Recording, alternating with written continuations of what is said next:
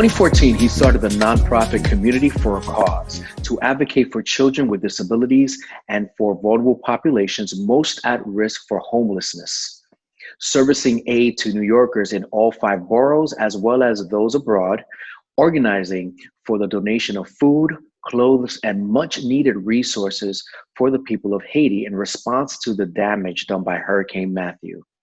Chris Lake led his nonprofit to successfully have legislation introduced and later signed into law by Senate in 2019. Community for a Cause has since expanded to allow for new branches that include sexual violence prevention, environmental protection, and community building. Devout to and through his charity, Chris Lake remains committed to empowering those whom are considered to be marginalized. Chris, welcome to the show. Thank you for having me, Raf. It's a pleasure to be here. So, Chris, you have been working with children with disabilities for the past 20 years. Most would agree that it's a very noble mantle, but what had you actually pick it up? It started when I was 14 by accident. I was in high school and there was a volunteer opportunity to work at Special Olympics. And I remember still distinctly to this day, this young girl who had a large birthmark over the majority of her face, who was clearly having a rough day. And this was my first exposure to children with special needs. And her caretaker, her provider, was clearly having a short-tempered day. And the manner in which she spoke to this child really struck me because I didn't understand how this professional couldn't understand that this human obviously has their set of challenges and delays. And this is coming from a 14-year-old perspective. And that stuck with me. And it wouldn't be until almost 10 years later when I found myself at Queens College taking experimental psych class, I was afforded a volunteer opportunity by the professor to work with kids with autism, to put what we had learned that semester to practice. During the time I was working at a restaurant and I had enough free time where I could volunteer, and I knew that would work to my advantage. It would look good in my resume was my mentality at first. So I started working with kids with autism. They were toddlers in Crown Heights. And I immediately connected with the kids. I've always worked well with kids. I found that I was naturally good at this, and they offered me a job within 3 weeks. I took it, I ran with it, and it became more than a calling. It became, part of my purpose. So from there, I simply have worked with kids with autism and advocated for them since. Chris, it's always great to have a champion in our community that's guided through his passions. But what approach do you take to engage our community? Now, this is a great question because it's definitely been a trial and error game for me. When I first started my charity, it was in response to my inability to reach out to one of my students' families. I had one student in particular in a classroom who had lead poisoning. And just to pause, literally every single classroom I've worked with kids with autism have had kids with lead poisoning. And after enough exposure to this, I started to have these red flags going off saying, this is an understated problem because I'm seeing it. And I thought this is a fixed problem. And as I talked to other people, they also thought it was a fixed problem. And the kids with lead poisoning typically had more challenges than the kids with autism. When I did research into it, it turns out that kids with lead poisoning is actually more common than kids with autism. 1 in 38 kids has lead poisoning. 1 in 49 kids right now 1 in 58 kids has autism, as per most recent incident rates. The issue with one child in particular was that he struggled, and kids with lead poisoning struggle much more than kids with autism. I find typically after a couple of weeks of working in a classroom, the difference will be known. At first glance, they seem identical. You'll see a room full of children and they have certain behavior issues, they have communication issues, they have frustration, they have tantrums. But after a couple of weeks, you get to know who the child is. You realize a kid with autism will have a slip and they might say something by accident or blurt something. There was one time in a class when I was working, we had a radio on during lunchtime and a child repeated verbatim the entire commercial. And we were all like, you can talk. What? We had no idea until she heard this specific commercial. Actually, no, I'm sorry. It's actually Tony Matterhorn. She heard a Dutty Wine and she knew the Ruckadown part and she kept repeating that and we were shocked. Another classroom I worked in, a child saw fish sticks for lunch the first time, and he never said a word. And everyone told me this child never said a word the year before, and this is my first year as a head teacher, and I was informed he couldn't speak. They brought fish sticks into the classroom, and then this child saw them and said clearly, fish sticks. And I looked at him and I said to him, you can talk. Every day you are going to talk now to get fish sticks or whatever else it is you want. And from there on, he spoke. However, the kids that I've seen with lead poisoning across classrooms, they, despite the fact they want to talk, they can't. And that's what broke my heart. I realized kids with autism can talk, not all, but there are a large number of kids with autism who can talk but don't want to. Whereas there's a bunch of kids with lead poisoning who want to talk but can't. To the point that I've seen a 3-year-old trying to communicate and literally taking his hand and hitting himself in his neck because he knew something's supposed to come out of here and I can't make it happen. I want to use this, but I don't know how. And that's so heart-wrenching to see the look in her eyes and to know this child wants to use their voice but can't, really resonated with me. So when a student of mine who didn't graduate, didn't show up for graduation, his parents never called, hit me to a deeper level because I realized this family couldn't deal with their behavior. They couldn't help this child, and I couldn't help this child. And the worst feeling as a teacher is to feel like you failed a child. And whether it's true or not, to feel like you did, to have no proof, to have no evidence to see, no, that child succeeded because C, A, B, C, and D is what they're able to do now. And I helped make that happen, or my staff helped make that happen. But the children who you can't say definitively that child's better off than before they saw me, that hurts. And it's not necessarily a teacher's fault, but either way, it hurts. And he was one I feel like I failed because he was not there for graduation, and his parents are ones that didn't have great communication systems, so we couldn't call them to find out how the child was doing. But it made me want to push for kids with lead poisoning in particular. Mind you, this is before Flint, Michigan was on the map on the national level, because I started my charity October 2014. Flint, Michigan got on the map, the general public awareness between January and April of 2015. So I want to make it clear that I'm not a bandwagon rider on that. That was something that was a legit passion. Anything that I work on in my charity is a legit passion, whether people understand it or not. And it's in my way of navigating the world that saddens me. When I see things in the world and I hear this is happening and I realize this is a terrible situation, I ask myself, well, can I use my charity in some way to improve this? To go back to the student, his lack of graduation made me say, I need to get greater awareness about lead poisoning. I need to see if I can find a way to raise money for kids with special needs, and also campaign for natural solutions. Because in my research, I found there's food that actually removes lead from your body. If you eat enough cilantro, if you eat enough garlic, if you eat chlorella, these things naturally go in and detoxify you. Some things like chlorella will actually literally break up the magnetic hold that lead has on DNA and body tissue. And then cilantro will actually help remove it from your body. Garlic will help remove it from your body. And that's not well known because we are Western medicine focused. So we don't like to think of nutraceuticals or food as medicine, but there still is a factual relevance to the fact that certain foods you eat can help alleviate a variety of symptoms and issues. So that was part of my initial campaign. We threw a fundraiser through a fashion show, which was a lot of fun, but unfortunately didn't raise that much money for the smart boards we were trying to put in schools. But since then, I did also continue to do research on kids with special needs, found out that almost 40% of the prison population has special needs. And I started to realize that how many people with special needs as they get older become homeless. So I said, let me attack the entire branch system that happens as a fallout of kids having special needs, because the population is often swept under the rug. It's a sad story, so people don't want to think about it. And I asked myself, how can my charity address this? And going back to your question, how do I go about this? It's outreach. I'll reach out to people whoever I can, however I can. I'll find people on Facebook. I'll find people on Instagram. I'll go to meetings. I'll go to tenant associations. I will reach out to parent groups. And as I said, it's trial and error. Sometimes people say, hey, we want to help. Sometimes people just don't respond. That's most of the time. And sometimes I find people who are ready and raring for the cause, and that helps me keep going. But I never give up. I just I do my part to keep pushing along that line, that battle of inches.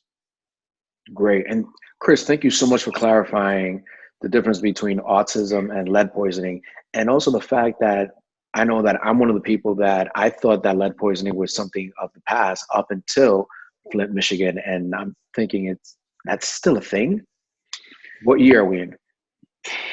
I mean, unfortunately, the ramifications of redlining keep lead poisoning very real in the Black and Brown community because of the fact that real estate practices back in the Jim Crow, post Jim Crow era, even during the civil rights movement, you know, our parents weren't allowed to move into certain neighborhoods if they had a certain skin color because they felt that would depreciate home values, which in effect gated people into certain communities, which were usually older cities.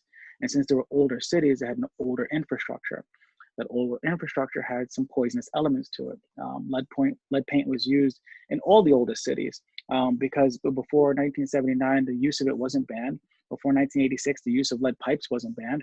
And even before 1959, the amount of lead that was allowed in paint was much higher. So that creates an issue of an environmental toxin that Black and Brown people are literally living in, they are literally quarantined in right now, breathing dust from cracking paint. And bit by bit, that removes our mental capacity. And from a racial advocate, from a Black activist point of view, that burns a fire under me that I have to weigh my words so that I don't use expletives to truly express how I feel about it. While it was in some ways engineered, it wasn't completely engineered. But as someone much wiser than me once said, blame or fault and responsibility rarely fall on the same person. Yes, there are people who are at fault, but it's unfortunately our responsibility to ensure that our environmental toxins are at an all-time low, that we either remove ourselves from the environments that are toxic or find ways to detoxify ourselves through any means necessary that is healthy and evidence-based. Now, Chris, your organization tackles quite a few different branches. And one in particular that I know that you're very passionate about, one of many, is the prevention of sexual assault.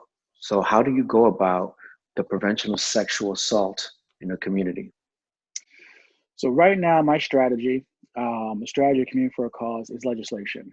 Because unfortunately, a lot of efforts in terms of sexual violence prevention, there's a lot of awareness campaigns, but it's usually um, responding to what has already happened, and that's a concern of mine. How do we prevent it from happening, and how do we make it harder for those who would be predators um, to engage in one of the most vile acts a human can do, in my opinion.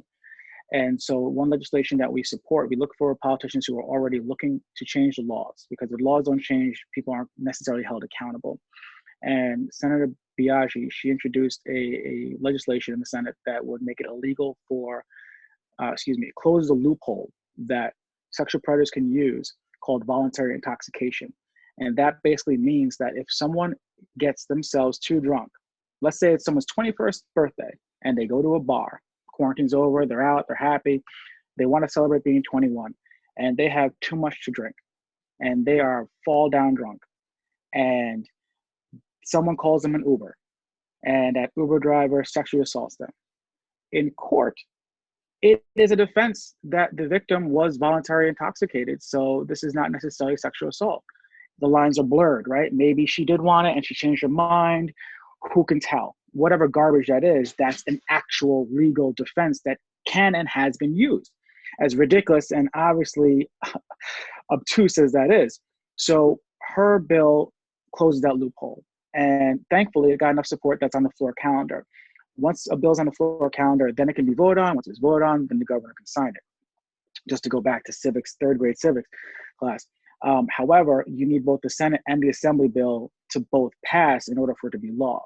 The Assembly bill, it's called Assembly Bill A 8634B. That is not on the floor. And this is what happens countless times with important bills that affect vulnerable populations, where people will introduce a bill with either the right intention or just to be able to tell their voting constituents, look, I introduced this, so you can't say I'm not against it. Either way, it dies. It dies in legislation. And in New York State, assembly members and senators, in New York State, Senators and assembly members can only vote between January and June. After that, it's considered the end of legislative sessions. From July until December, they cannot vote on anything unless it's an extreme emergency. And that's just the way that the initial laws were made when this country was ruled by farmers, because they understood, okay, it's July. We have to get back to the farms. We're only going to vote in the seasons that we can't actively farm.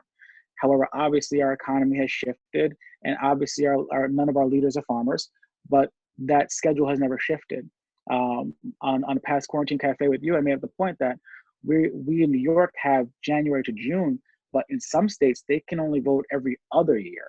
I believe Texas is one of those states where if you miss that 6 month window, you're out of luck for 18 months, and that's craziness to me. But most people don't understand exactly how the system works in terms of how laws are made, so people don't know to be outraged. So we attack laws. That's our first step right now, because we can do that by digital means. I can reach out to Senator Biaggi. I've had conversations with her on Instagram. I can reach out to Senate Member Jeffrey Dinowitz on Instagram, on Twitter. I do meet with politicians in person when we weren't quarantined, and when my schedule permitted. I had PTO. I could take days off for that, and I'd go to their office and say, "Hey, this needs to be done." But that again also is responded. That closes the loophole. That doesn't stop sexual violence. So the next goal that Community for a Cause has, and we're in the development stages of this, is to create an education plan where young men in particular are educated before the age of 10, ideally.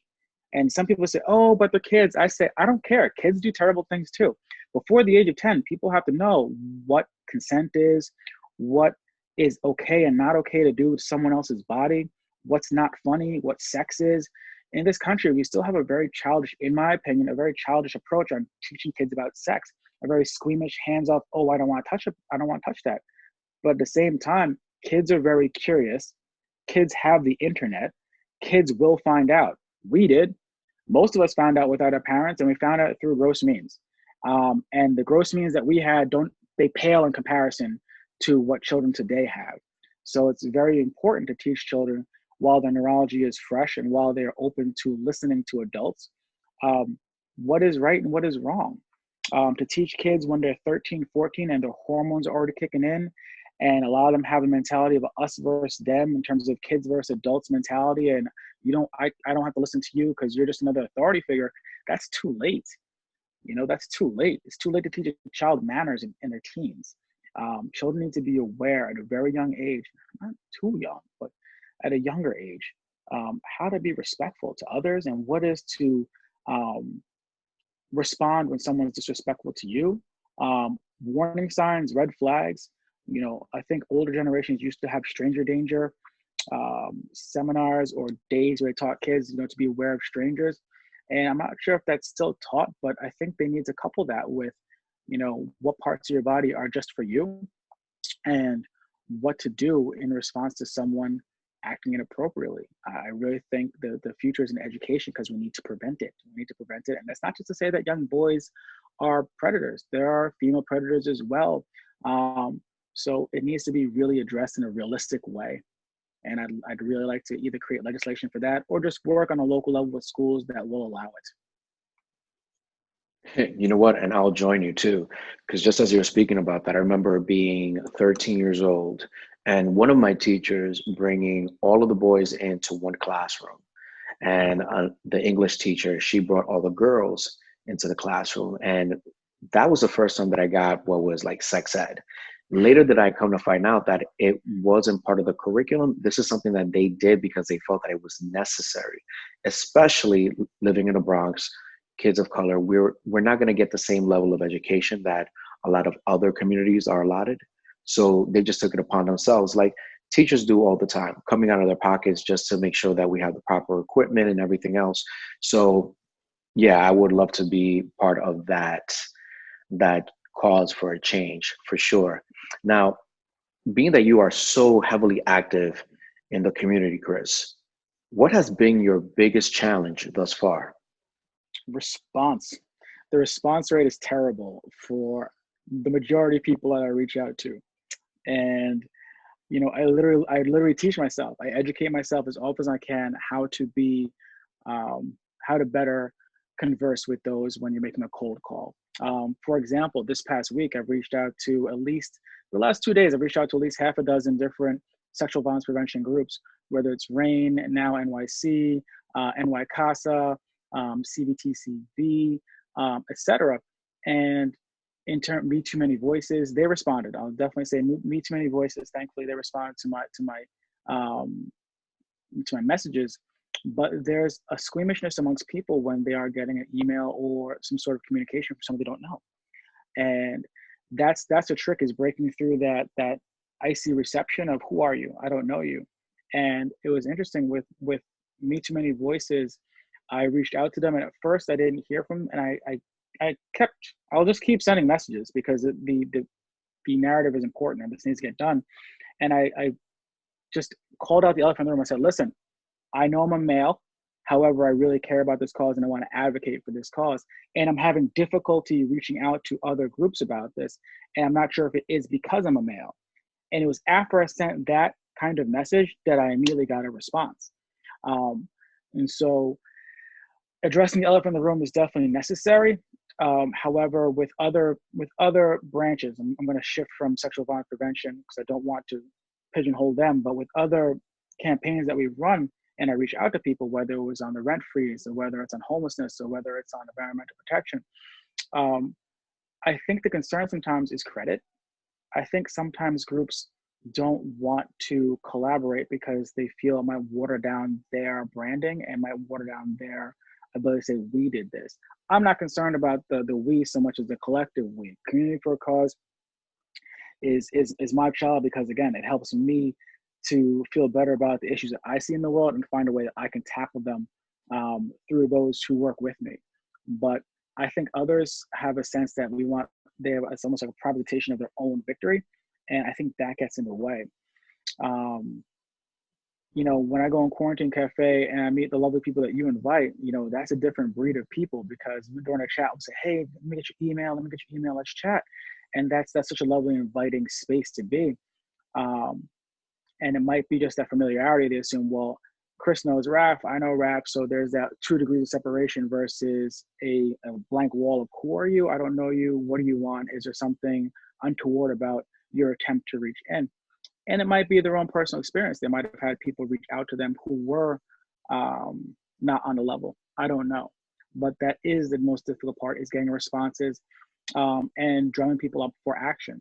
If anything, it's easier to get things out of politicians, from my experience, than it is to get things out of my followers, people who agree with the cause. I posted early this month, at the end of March, I posted about a rent freeze bill. There's a bill, 2 bills, Assembly and Senate bill that call for a 90-day rent suspension to be completely forgiven. And I posted on it, I put videos on it. And I had people respond and said, okay, great, you care about this? They need people to call. That's how political disruption works on the local grassroots level. It's phone calls. It's not emails. It's not petitions. If you think about it, it's very easy to ignore an email or a petition or a tweet. It does not force anyone's hand. If you look at your email box right now, ask yourself how many tens of thousands or hundreds of emails do you have that you've never looked at, that you're never going to look at? It's the same for them on a bigger scale. But phone calls they can't ignore. If you call their office between the time that they open to the time that they close, you are tying up their lines. That is really annoying. That forces their hand to say, what do we do to have to make this stop? From a behavior modification point of view, which is my career, working with kids with special needs, it's called negative reinforcement. You want to use something, you want to basically nag them to do what is right. Because if it's not intrinsically in their interests, then you have to make it something that is just so annoying. They want you to stop. I'll do this. Just stop. Fine. You win. Here you go. I'll sign this bill. I'll co-sponsor this bill that would close a loophole to sexual predators. And you think in your head, why wouldn't they do that? They're not all thinking the same way as you or I are. They are not necessarily interested in the things that seem common sense to us. And it might be because they feel like I'm not going to get any extra voters on this. And it might be that they might lose friends on one side or the other of the bench if they vote on this. We don't know. That's somewhat behind the curtain. But phone calls is really the key. And it's very difficult to find those who are willing to make even a 1 minute phone call multiple times. Because it's not simple, you make a phone call on a Monday and say, I did it, that bill's gonna pass, we win. No, and that's what you see in Midwest, and that's what you see out in red states is persistence. And that's something that is admirable. As much as people make fun of um, whatever opposite side of the political spectrum you're on, there are people who are persistent and they get things done. And when you make a phone call every day, Monday through Friday, again, a 1 minute phone call, Monday through Friday, and say, I'm going to do it next week. I'm going to do it next week. On my lunch break, I'm going to take a minute and I'm going to do it until June. That's how bills get passed. It's not making a phone call for 2 or 3 days or just one day. They need their lines tied up. It's disruption activism that is the goal there. And if you're not disrupting their business as usual, then they can also ignore you. So that is the biggest hurdle that I still face. But as I said before, I'm not giving up. It's just a matter of time. No. We don't live in that world. Those words do not exist where you and I come from. Now, you pointed to something that was just really poignant, which is what I call sexiness to the politics. Like politicians are only going to go and they're only going to address the things that is sexy at the moment. Right. Whatever the cause people are riling up against, they want to be in the forefront because at the end of the day, what they care about is staying in power, making Right. some kind of impact with their name and staying in power. That's the game that they play. Now, the game that we get to play as a community is what are we making sexy? Because if we're sending out messages left and right about world star hip hop, but not about things that are really important and matter to us in our community, then there's something for us to look at. And you also pointed out to the Midwest and how they go about doing things. I believe it was you in one of the cafes that you said that Democrats fall in love and Republicans fall in line, right? And it's very true to that, where they will nag at something relentlessly until they see the result that they're aiming for. We're not so much that way. And unfortunately, it's not that way in the Black and Latino community. And even last night, I was in a Restoration 2020 census Zoom that I had to get out of it a little bit earlier simply because of the fact that it was just triggering me, because basically they were trying to figure out tactics or strategies that they could implement to get people of color to register and do the census, and also to convey the message that the census is so very important because that's the way that we get funding, that's the way we get recognized. And the fact that this conversation was going towards like strategies to try to get people to come in was just like, I can't be here right now. I understand that there's a problem, but I can't be part of this right now because I'm being triggered. So Chris, what are you currently working on right now that you can definitely use support? So right now, working on promoting a sexual violence prevention bill, Assembly Bill A8634B, that will close a loophole that sexual predators can use in court. Anyone who is affected by sexual violence or cares and is able to make a 1 minute phone call, reach out to us. Reach out to me at info@communityforacause.org. Find me on IG, find me on Facebook, and let me know that you want to make a 1 minute call so that we can get this bill put on the floor calendar. Once it's there, they can put it to a vote. But otherwise, if that bill dies in court, then if someone's just too drunk and they get an Uber ride home, that case can be thrown out if they're assaulted. And some predators are aware of that. So that's more pressing than anything. We are working on lead poisoning with our hashtag Lead Free NYC campaign we've been running since 2017. We are also promoting a rent suspension bill by Assemblymember Yulian Yu and anyone as well as Senator Gianaris. So whoever wants to target these issues with us, reach out. But we need you to persist. We don't need a simple share or a like or a retweet. We need people who are willing to make a 1 minute call 5 days a week and continue to do so. That's the key, persistence. Chris, as a last word, what would you like to impart on our listeners? Every individual can make a difference. Persistence is the key. If you believe in something, learn how the system works and persist. Learn how the system works and persist. learn how the system works, and persist. That would be, in a nutshell, the most important and valuable information I give to anyone out there. Because there are those who persist, but they don't know how the system works. And there are those who know how the system works, but they don't try. They might share memes, they might be sarcastic or sardonic or snarky about it, but learn how the system works, persist. And if I could add to that, team up, find others who also care about the same cause, whatever it may be, whether it's sexual violence prevention, whether it's lead poisoning, whether it is environmental protection, whether it's any cause that you care about. Learn how the system works. Your best bet is local government. Try not to pay too much attention to what's happening in national government, because where you live is where you want to see the change. Where you live is where it will most be likely you can get that change, because you can meet with your local politician. If you care about something in New York City, learn who your city council member is. If you care about something in New York State, learn who your senator and assembly member are. Learn how the system works, make friends, persist. Those three things I would leave people with. Chris, thank you so much for being on the show. All of Chris's information is going to be linked down below. So if you want to get in contact with him directly and be part of the solution, especially when he's providing the space for it, you can get in contact with him directly. Thank you for watching. This is Quarantine Cafe. Thank you for having me, Rev. All the best.